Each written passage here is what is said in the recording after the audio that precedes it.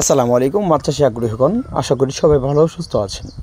আজকে আমি দেখাবো যা দেশি পাবদা মাছের রেণু কীভাবে উৎপাদন করা হয়, আর আমরা রেণুগুলো কীভাবে ফুটিয়ে থাকি বা সেই ক্ষেত্রে মাছের পোনাগুলো কেজি হিসেবে কেমন টাইমে বিক্রি করি।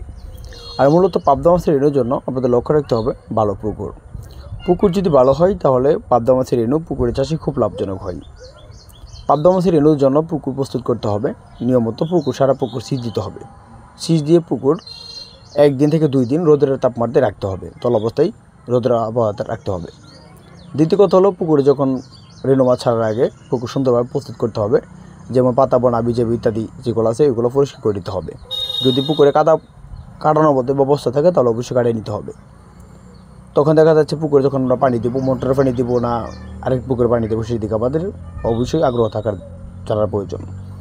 যখন আমরা আরেক পুকুর থেকে পানি দেবো, সেই ক্ষেত্রে ওই পুকুরে আমাদের নেডিং করে সুন্দর করে যাতে এই পুকুরে যাতে অন্য মাছ বা অন্য কিছু যাতে না আসতে পারে ওই দিকে আমাদের খেয়াল রাখতে হবে।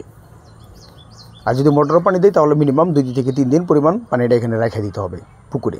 তখন আমরা ইউরিয়া সার বা যেগুলো বলে থাকি এইগুলো মোটামুটি দিতে হবে।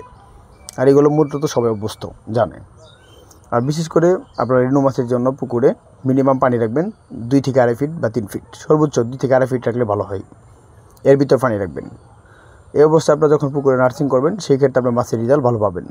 আর পাবদা মাছের রেণুগুলো কালেক্ট করতে হবে, বিশেষ করে যে মাছের থেকে আমরা যখন ডিম উৎপাদন করি তখন সেই ক্ষেত্রে আমরা 2 প্রকারের রেণু ওষুধ ইউজ করি। একটা হলো 1 টাইম আর একটা হলো পিজি। যখন পিজি দিয়ে মাছ উৎপাদন করি সেই ক্ষেত্রে ওই মাছের রেজাল্ট ভালো হয়। আর যখন 1 টাইম দিয়ে ইউজ করি তখন সেক্ষেত্রে ওই মাছের রেণু কাটতে হয়। আমাদের এখানে কাটতে হবে না, যারা নার্সিং করবে যাদের পুকুরে ছাড়বে সেই ক্ষেত্রে তাদের কাটতে হবে। তারপরে আরও মাছের তথ্য জানতে হলে স্ক্রিনে থাকা নাম্বারে যোগাযোগ করতে পারেন। ধন্যবাদ। আসসালামু আলাইকুম।